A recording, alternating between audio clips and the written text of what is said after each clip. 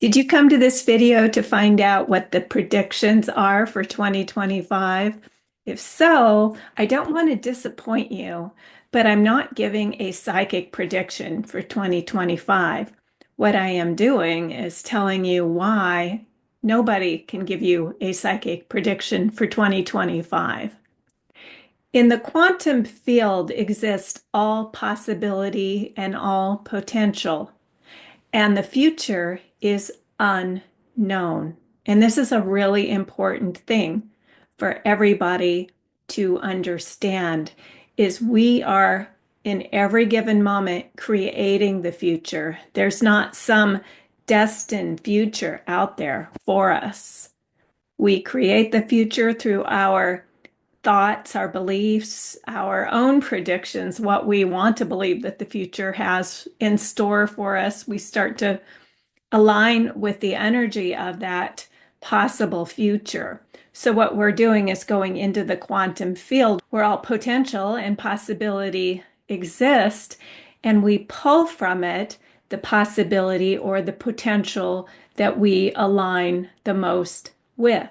Now, we can either do this consciously or unconsciously. And that's what my work is all about. It's about learning to be a conscious creator so that you can tap into the potential for the future and start designing your future the way that you want to. Now, a lot of people are looking for the future of humanity. And so when they are looking for predictions for 2025, they're looking at psychic predictions for politics, for our country, for the entire world, for war, for whatever. And all it is possibility. It's all potential. Nothing is written in stone. And this is what's important to know that there are a lot of prophecy, there are a lot of predictions, and a lot of people get it wrong every time. We can look at possibility, and that's all. If you want to have the best possible outcome for humanity or the best possible outcome for our country, then see it in your mind and see it in a way that is loving for all.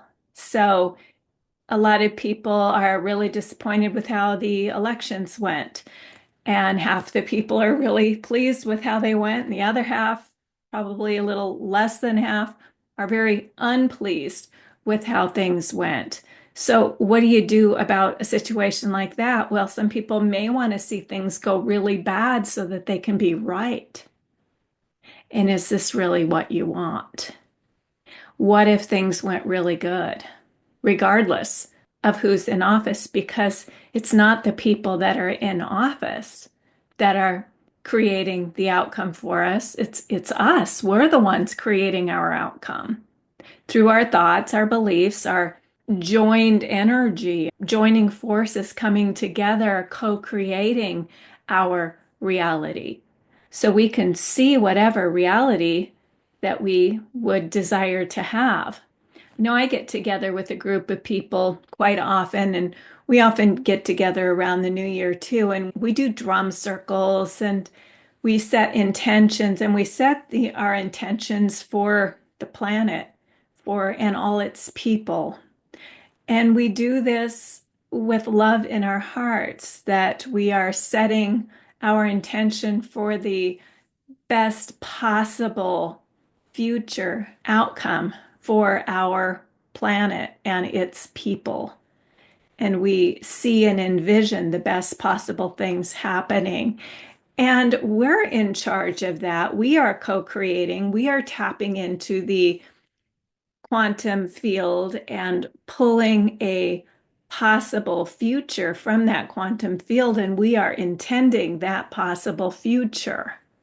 And we do this regularly. We keep holding it regardless of what's showing up, just like we do in creating our own individual futures. We join forces with others to look at the best possible outcome for our planet and for the people on the planet. None of us really want to be divided, do we? It's just something that's happened, and it's happened because of fear and belief systems.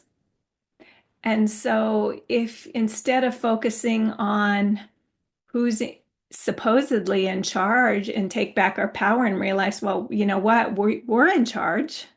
We get to put our energy into that quantum field and make a decision for what we want to see happen.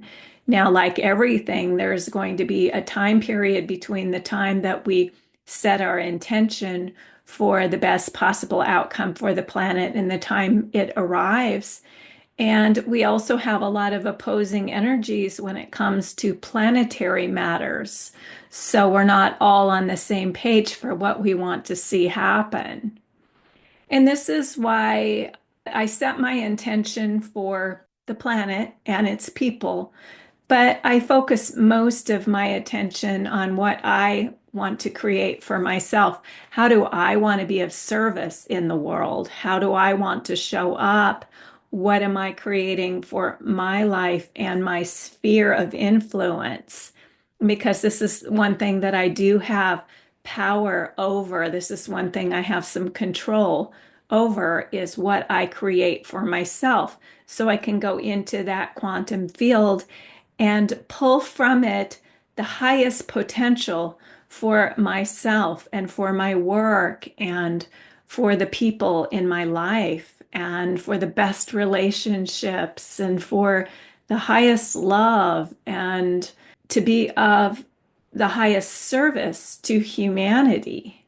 So when you're looking for a psychic to predict your future, all that psychic is ever going to be able to give you is a probability or a potential. And that's it. That psychic is picking a timeline and following that timeline. And it's just one timeline out of many possible timelines. A lot of people like the readings because the readings might be positive. That psychic reader may pick your highest potential. And you might say, yes, you know, I'm meeting the love of my life in 6 months, and I'm getting the job of my dreams, and I'm coming into money, and everything's really great. Well, that might be something that that psychic predicts for you. And then it's a really good reading and it really lifts your spirits up and you feel really hopeful and you go on after the reading for a period of time and feel that you've really gotten your money's worth because you have this positivity and this hope. And that positivity and that hope can really help you. So you very well may have gotten your money's worth because when you have hope for your future, then you're in a better place than if you're feeling down in the dumps and hopeless. And that's why we do the work that we do, the manifestation work.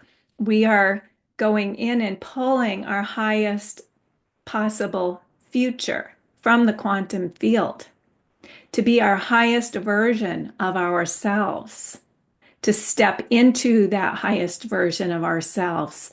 So we can predict our own future for 2025 by setting our intentions. And once we set our intentions, then we listen for our intuition to speak to us through our inspiration and through our ideas. And we take action on those ideas and inspiration, and they start pulling us forward, and we get this forward momentum going. But if we decide, okay, I'm going to have my best possible year in 2025, for example, and we are continuing to do everything the way that we have been, we don't make a change, then we're probably not going to have our best possible year because we're going to be creating the same thing that we have been creating. If you want to create something different, then you need to start doing the work to step into your highest self, your highest possible timeline based on the vision that you have for yourself. So you can close your eyes and imagine the world that you want to live in and imagine how you want your life to unfold. and really tap into that energy and how it feels to be having your life unfold in that way. Get into the feeling of it and continue to stay aligned with that energy and that intention. And then you start doing things differently. Just like if your goal for the next year is to be in the best shape ever, you're not going to sit on the sofa and reach your goal. But then if you got a gym membership and changed your diet and threw out all the food that isn't supporting you and went to the grocery store and brought home a lot of really good, nourishing, healthy foods and started going to the gym and started working out and started doing things differently, then you're well on your way to reaching that goal. So I've said in the past that manifestation isn't magic. There is magical elements to it, and I'll talk about that in another video, but there is action required to have the things that we want. Most people who have achieved what they wanted in life had to work for it in some way. It's not so much about having to work hard because there's these core beliefs that we have to work hard for what we want. It's not about working hard, it's about working in alignment with our goal, allowing those ideas and inspirations to pull us forward, to set our intentions, to take action. That action doesn't have to be difficult. It might have its challenges, but it doesn't have to be difficult. In fact, when people start working in manifestation, things begin to flow much more easily than if they are not. They start to experience synchronicity, things aligning, and just beautiful things unfolding in their life as a result of having these intentions.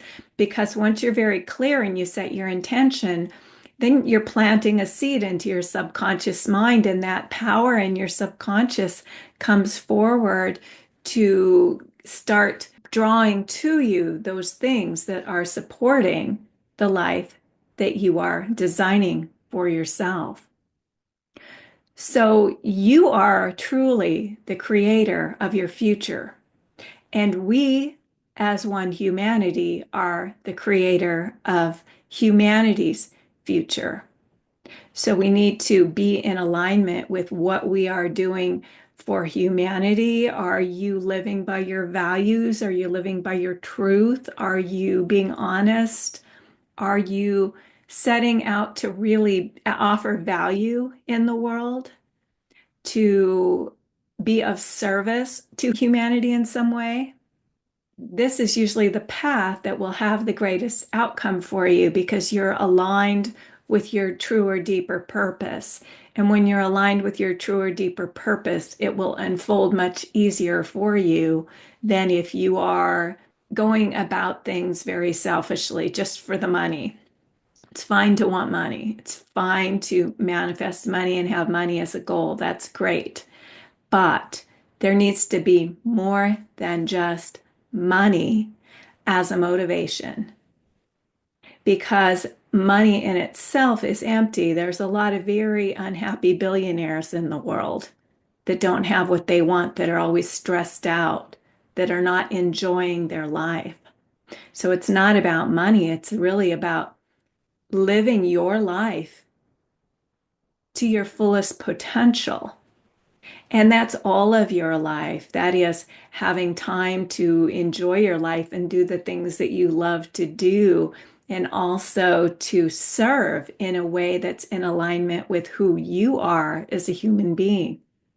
So I want to invite you as we are entering into a new year to really focus on what you intend to create for your life in 2025. What would you ideally like to see happen for yourself?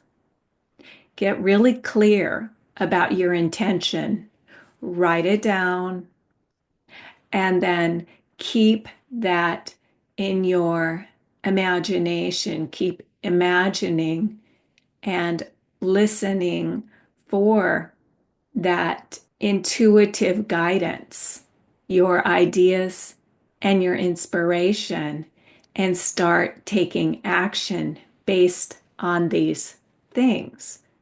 And you will start to see your life unfold in the best possible way. Now, I'm not saying there are no challenges. There's always challenges, especially when we're breaking through old paradigms, because we are creatures of comfort and we like to stay in our comfort zone, even if our comfort zone is being 100 pounds overweight or broke or whatever. It may not be a good place to be, but it's still our comfort zone. It's what's familiar to us. And breaking out of the familiar can be challenging, but it's worth the challenge. You might have some challenges along the way, and I say stay the course and keep focusing on the intention that you're setting for yourself, and you will find the strength to overcome any challenge that gets in your way. And you can go on to create the best year ever. I know that that's what I'm doing. How about you? So if you would like to join a community of people focused on creating their best year ever, I'm putting a link to my Conscious Creators community in the description below.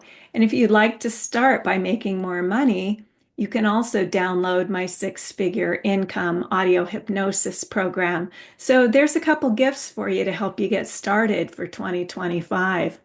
Thank you so much for listening, and I will see you in the next video.